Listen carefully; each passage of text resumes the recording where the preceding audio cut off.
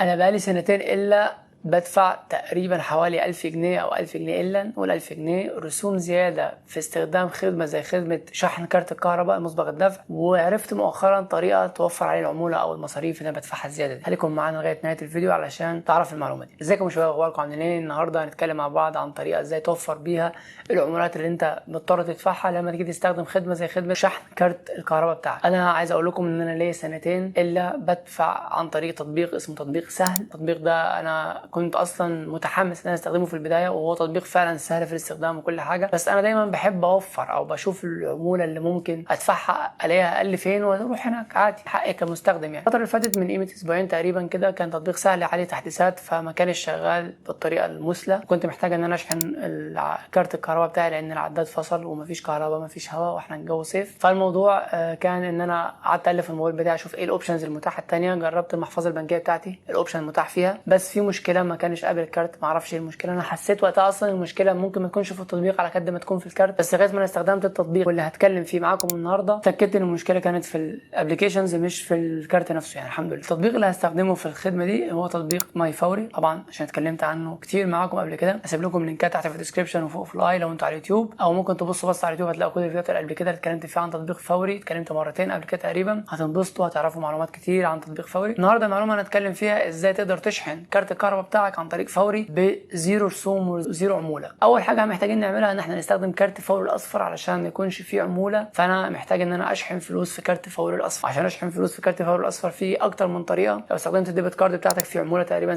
50 قرش لكل 100 جنيه. لو استخدمت الديجيتال والت بتاعتك هيبقى فيه برضه 57 قرش لكل 100 جنيه. فانا هنا هستخدم الفيتشر الذهبيه بتاعتنا او الابلكيشن الذهبي بتاعنا اللي هو انستا باي. هستخدمه في ان انا هحول فلوس لكارت او لرقم كارت. فزي ما انتم شايفين قدامكم في الشرح، تدخل على انستا باي تعمل سند ماني، تختار كارد. انا بس مسجل بيانات الكارت بتاعي قبل كده. هشحن او هحول على الكارت الفوري الاصفر 100 جنيه. في منت الفلوس وصلت كارت فوري الاصفر. ندخل بعد كده على الخطوه الثانيه، وهي ان احنا عايزين نشحن كارت الكهرباء بتاعنا. الموضوع بسيط جدا. بتدخل تطبيق ماي فوري، بتختار مور سيرفيسز، بعد كده تختار شحن كارت الكهرباء او كارد الكتريسيتي تشارج المسمى بتاعه او اسمه ظاهر قدامكم في الفيديو او في الشرح. بعد ما تختار الشركه بتاعه العداد بتاعك. انا في الحاله بتاعتي ابر ايجيبت، فبسحب خالص لغايه الاخر القائمه وبختار ابر ايجيبت. كل الناس اللي بتستخدم كارت الكهرباء محتاجه او هي عارفه ان هي محتاجه انها تحط الكارت الكهرباء بتاعها في ظهر الموبايل عشان الموبايل يقرا الان اف سي شيب الموجوده في الكارت نفسه. هتحط الكارت بتاعك او تحطه في ظهر الموبايل لغايه الشيب نفسها تقرا الموبايل يقراها، يعني تظهر البيانات زي ما ظاهره قدامكم كده. تختار انك هتحول او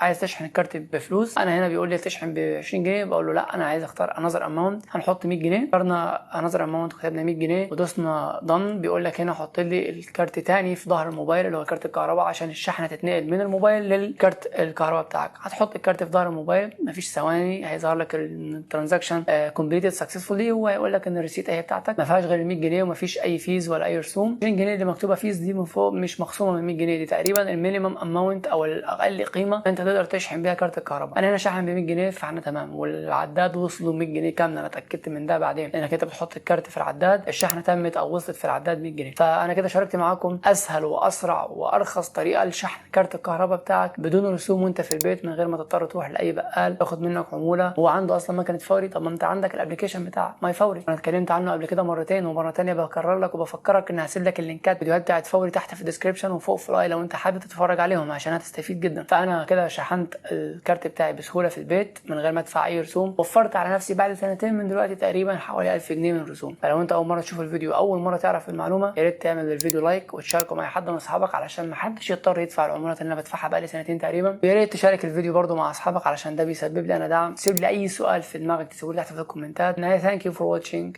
and see you next video. Bye.